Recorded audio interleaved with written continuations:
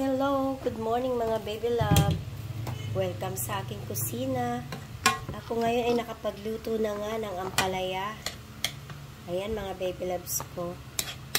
Sahog ko lang dyan ay itlog. Ginisa ko lang yan sa bawang sibuyas. Ayan.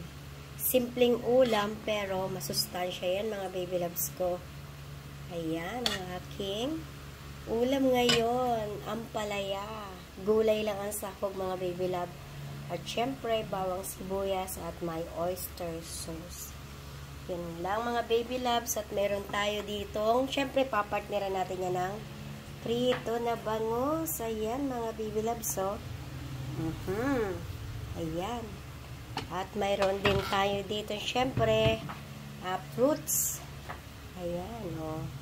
Kailangan mag-dessert din tayo para solve ang ating tanghalian ngayon.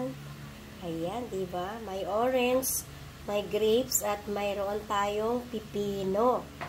Dahil nga, baby loves, may ginawa akong prito, syempre gumawa ako ng masarap na sausawan ng ating prito.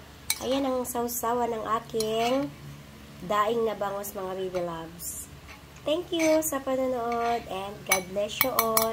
Ingat palagi mga baby loves ko. Ayan.